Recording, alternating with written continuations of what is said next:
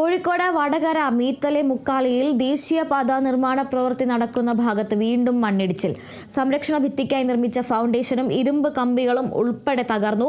മണ്ണിടിച്ചിൽ നടക്കുന്ന ഭാഗത്ത് താമസിക്കുന്ന വീട്ടുകാരും ആശങ്കയിലാണ്.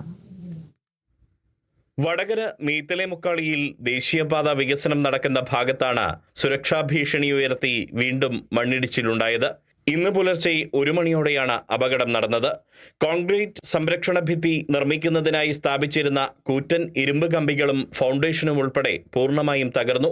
ഇതിന് തൊട്ടുമുകളിലുള്ള ഭാഗത്തെ വീടുകളിൽ ഉറങ്ങിക്കിടക്കുകയായിരുന്ന ആളുകൾ വലിയ ശബ്ദം കേട്ട് ഓടിയെത്തിയപ്പോഴാണ് അപകട വിവരം അറിയുന്നത്. ഇന്നലെ രാത്രി ഏകദേശം ഒരു 12 മണിക്ക് ഒരു ഭീകര സൗണ്ടും കേട്ടോ. ഞാൻ കട്ടിലുമ്പോൾ കിടക്കുമ്പോൾ കട്ടിലടക്കം കുലുങ്ങിക്ക് ഓടി വന്നപ്പോൾ താഴെ കാണുന്നത് ഇവിടെ മൊത്തം ഉണ്ടായിരുന്ന ഇവര് വാർക്കാൻ പറ്റിയിരുന്ന പലകളെല്ലാം മൊത്തം റോഡുകളായിരുന്നു. ഈ സാധനം വന്ന് തെറിച്ച് വല്ല വണ്ടിക്ക് വീണൊന്നും അറിയില്ല. നമ്മള് മേലെ നിന്ന് നോക്കുമ്പോഴത്തേക്ക് ഫുള്ള് ആളും വണ്ടിയൊക്കെ കാണുന്നത്.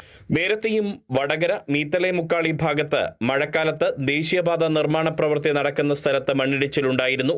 അശാസ്ത്രീയമായ സോയിൽ നെയിലിംഗ് രീതിയാണ് ഇവിടെ സംരക്ഷണ ഭിത്തി നിർമ്മിക്കാൻ ഉപയോഗിക്കുന്നതെന്ന ആരോപണം അന്നു മുതൽ തന്നെ ശക്തമാണ്. ദേശീയപാത നിർമ്മാണ കരാർ കമ്പനിക്കാരുടെ ഈ അശാസ്ത്രീയ നടപടി വടകര MP ഷാഫി പറമ്പിൽ കേന്ദ്ര സർക്കാരിന്റെ ശ്രദ്ധയിൽപ്പെടുത്തിയിരുന്നു. പ്രദേശവാസികളും രാഷ്ട്രീയ പാർട്ടികളും അശാസ്ത്രീയ രീതിക്കെതിരെ രംഗത്ത് വരികയും ചെയ്തു. അതിനുശേഷമാണ് ശാശ്വത പരിഹാരമെന്ന നിലയിൽ മീത്തലെ മുക്കാളിയിൽ കോൺക്രീറ്റ് വാൾ നിർമ്മാണം ആരംഭിച്ചത്.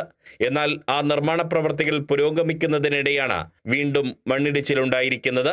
മണ്ണിടിഞ്ഞു വീണ ഭാഗത്തിന് തൊട്ടുമുകളിലായി നിരവധി കുടുംബങ്ങൾ താമസിക്കുന്നുണ്ട്.